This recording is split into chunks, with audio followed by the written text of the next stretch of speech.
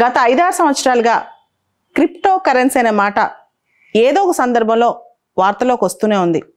Bit coin కావచ్చు, డాజ్ coin కావచ్చు, Ethereum కావచ్చు, పేర్లు వేరువేరైనా మొదట్లో అపారమైన లాభాలు తీసుకొచ్చే ఈ క్రిప్టో కరెన్సీస్.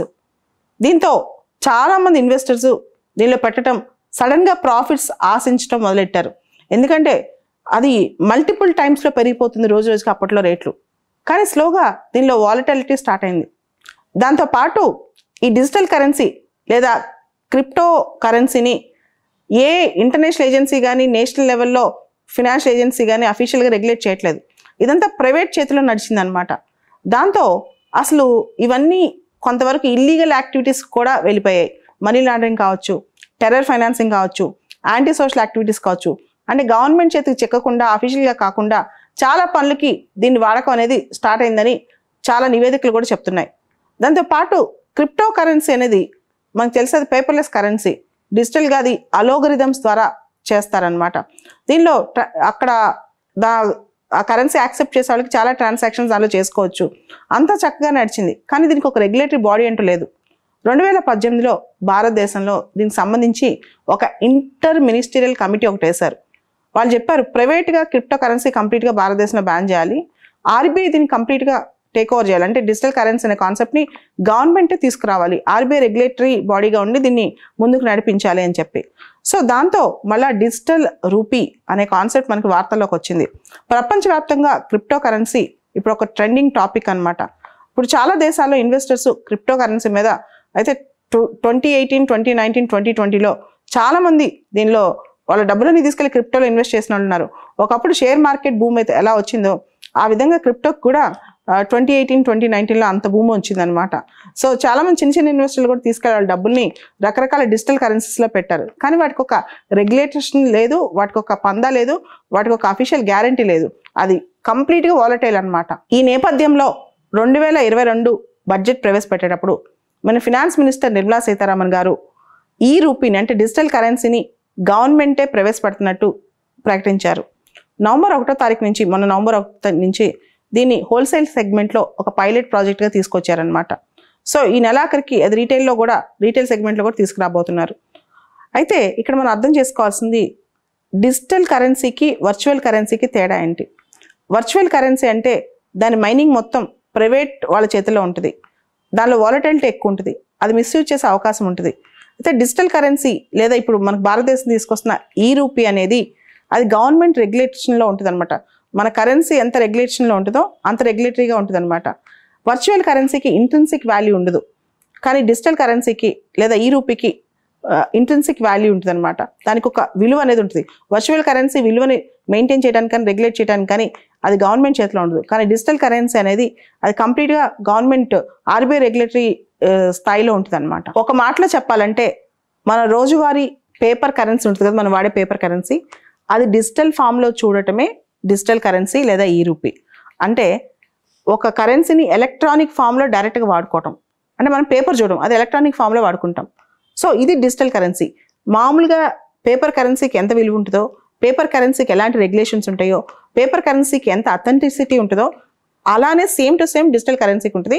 దానికి ప్రాపర్ రెగ్యులేషన్ కూడా ఉంటుంది. కానీ వర్చువల్ కరెన్సీకి అది ఉండదు. ఇంకో రకంగా దీన్ని వర్ణించాలంటే కరెన్సీ ఎవల్యూషన్ సిస్టమ్ ఒకసారి చూద్దాం. మొదటగా మెటల్స్తో కరెన్సీని తయారు చేసేవాళ్ళు, అంటే నాణ్యాల రూపంలో, తర్వాత పేపర్, తర్వాత ప్లాస్టిక్, ఇప్పుడు డిజిటల్. ఇది కరెన్సీ ఎవల్యూషన్లో ఒక ప్రాసెస్ అని కూడా చెప్పుకోవచ్చు. అంటే డిజిటల్ కరెన్సీ ఒక కొత్త పందా కాదు, కరెన్సీ ఎవల్యూషన్ సిస్టంలో ఇది ఒక అంతర్భాగం, ఇది ఒక new type of currency evolution ఒక పార్ట్ అని కూడా మనం చెప్పుకోవచ్చు. అయితే ఈ డిజిటల్ కరెన్సీ ఏదైతే ఉందో, అంటే ఈ రూపీ ఏదైతే ఉందో అది మనం డిజిటల్ వ్యాలెట్లో దాచిపెట్టుకుంటాం. డిజిటల్ అకౌంట్ లాంటిది అనమాట ఇది ఆర్బీఐ రెగ్యులేటరీ బాడీగా దీన్ని మెయింటైన్ చేస్తూ ఉంటుంది. అంటే ఆర్బీఐ దీనికి కొన్ని గైడ్లైన్స్ కూడా ఉంటాయన్నమాట. యాక్చువల్గా ఇవన్నీ కూడా డిస్ట్రిబ్యూటెడ్ లెడ్జర్ నెట్వర్క్స్ ద్వారా పనిచేస్తాయి. డిస్ట్రిబ్యూటెడ్ లెడ్జర్ నెట్వర్క్ అంటే అదొక లెడ్జర్ నెట్వర్క్, నథింగ్ బట్ మనం బ్లాక్ చైన్ టెక్నాలజీ అని చెప్పొచ్చు. సో ఈ స్థాయిలో ఇక్కడ బ్లాక్ చైన్ టెక్నాలజీ వాడతారు. అంటే క్రిప్టో కరెన్సీలో వాడే బ్లాక్ చైన్ టెక్నాలజీ ఈ డిస్ట్రిబ్యూటెడ్ లెడ్జర్ నెట్వర్క్స్లో లెడ్జర్ తయారు చేసేటప్పుడు ఆ టెక్నాలజీ వాడతారనమాట.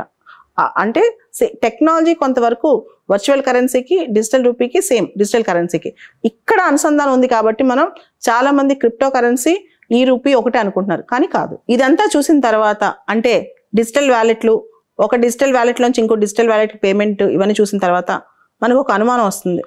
బ్యాంక్స్ పాత్ర తగ్గిపోబోతుందా, బ్యాంక్స్ రెలవెన్స్ పోబోతుందా, అంటే కంప్లీట్గా బ్యాంకులు ఆవశ్యకత కోల్పోతాయని. ఎందుకంటే ఇప్పుడు వరకు మనీ ట్రాన్సాక్షన్స్లో అఫీషియల్గా జరిగే ఏ ట్రాన్సాక్షన్ అయినా బ్యాంక్ అనేది ఇంటర్మీడియరీగా వ్యవహరిస్తుంది.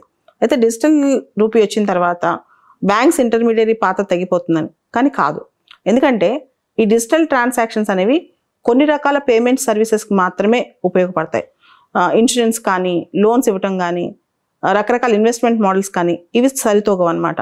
దాంతో బ్యాంక్ పాత్ర తగ్గిపోతుందనే అపోహ మనకు ఉండకూడదు. ఇక్కడ సాంప్రదాయక కరెన్సీ మరియు డిజిటల్ కరెన్సీకి తేడా ఏంటి, ఇది కూడా మనం ఒకసారి గమనించాలి.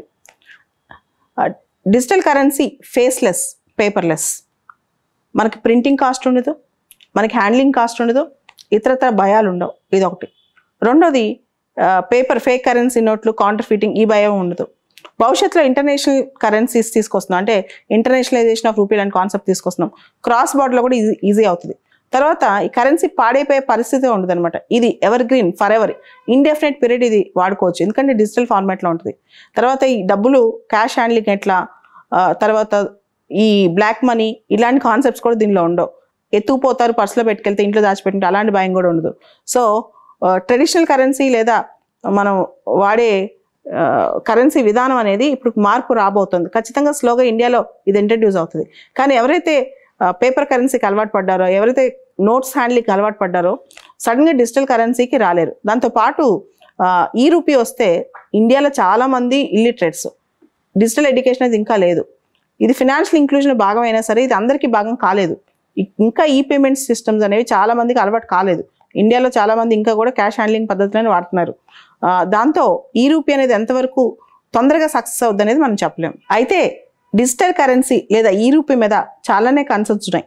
ఇందాక నేను చెప్పినట్టు ముందుగా ఇండియాలో డిజిటల్ ఎడ్యుకేషన్ అనేది పెద్ద ఫస్ట్ థింగ్. రెండోది ప్రైవసీ. ప్రతి ట్రాన్సాక్షన్ నోట్ అవుతుంది, ఎవ్రీ ట్రాన్సాక్షన్ అనమాట. ట్రాన్స్పరెన్సీ ఒక పక్క పెరుగుతున్న ప్రైవసీ మాత్రం కంప్లీట్గా మనం ఏం చేసినా సరే బ్యాంకింగ్ రంగానికి వెంటనే తెలిసిపోద్ది. దాంతోపాటు మనం ఏమనుకుంటాం, డబ్బులు ప్రింట్ చేయకపోతే ప్రింటింగ్ ఖర్చు తగ్గుద్ది అనుకుంటాం. కానీ టెక్నాలజీ ఎప్పుడు అప్గ్రేడ్ చేసుకుంటూనే ఉండాలి, ముఖ్యంగా డిజిటల్ టెక్నాలజీ. ఈ పరిస్థితిలో ఇప్పుడున్న టెక్నాలజీ రేపు అప్గ్రేడ్ చేసుకోవాల్సిన దాని ఖర్చు విపరీతంగా ఉండొచ్చు. ఇట్లా దీనికి సంబంధించి చాలా సవాళ్ళు. దాంతోపాటు ఇండియాలో ఇప్పటికీ డేటా ప్రొటెక్షన్ లా లేదు, దాంతోపాటు ప్రైవసీ చట్టాలు సరిగ్గా లేవు. ఇలాంటి టైంలో మన ట్రాన్సాక్షన్స్ అన్నీ డిజిటల్ ఫామ్లోకి వెళ్తే రేపు ఏదైనా యాంటీ సోషల్ ఎలిమెంట్లో కానీ లేకపోతే ఎవరైనా ప్రైవేట్ కంపెనీ వాళ్ళని డేటా మొత్తం తీసుకుంటే ఇప్పటికే మనం ప్రైవసీ లేక ఇబ్బంది పడుతున్నాం. ఇట్లాంటి టైంలో ఈ డేటా కనుక బయటకు వెళ్తే ఇంకా ఇబ్బంది పడే అవకాశం ఉంది. మనం ఏ షాప్లో ఏం కొన్నాం లేదా ఎక్కడ ఏ ట్రాన్సాక్షన్ చేస్తాం, మన ఖర్చులు ఎక్కువ దేనికి వెళ్తున్నాయి, దీన్ని కూడా టార్గెటెడ్ స్టడీ చేసి మరి చేసి పెద్ద పెద్ద కంపెనీస్ మన మీద దాడి చేసే అవకాశం ఉంది. ఇప్పటి వరకు ప్రపంచం మొత్తం మీద చూసుకుంటే Bahamas country first time digital కరెన్సీని తీసుకొచ్చింది, సెంట్రల్ బ్యాంక్ డిజిటల్ కరెన్సీని. తర్వాత మనకి నైజీరియా, ఆ తర్వాత చైనా. సో ఇప్పటివరకు చెప్పుకోదగ్గ ప్రెసిడెంట్స్ మనకు లేవు, అంటే ప్రీవియస్ ఎగ్జాంపుల్స్ మనకు లేవు. ముఖ్యంగా భారత స్థాయి ఆర్థిక వ్యవస్థ, ఇలా అభివృద్ధి చెందుతున్న దేశం, ఇంత పెద్ద జనాభా ఉన్న దేశం ఇటువంటి తీసుకురావటం అనేది అంటే సమాజం మీద ఎటువంటి ప్రభావం పడుతుంది, ఆర్థిక వ్యవస్థ మీద ఎటువంటి ప్రభావం పడుతుంది అనే దాని మీద మనకి ఇంకా పూర్తి స్థాయి అవగాహన లేదు. ముఖ్యంగా చెప్పాలంటే ప్రజల ఆలోచన, ఇన్వెస్టర్స్ ఆలోచన వర్చువల్ కరెన్సీ వైపు మళ్ళకుండా గవర్నమెంట్ బేస్డ్ డిజిటల్ కరెన్సీ వైపు మరల్చనే ఉద్దేశంతో ప్రధానమైన కారణంతో ఇది తీసుకొస్తున్నట్టు అర్థమవుతుంది. కానీ దీనిలో ఉన్న సవాళ్ళు మనం ఇంకా పూర్తి స్థాయిలో ఊహించలేదనే అనుకోవచ్చు.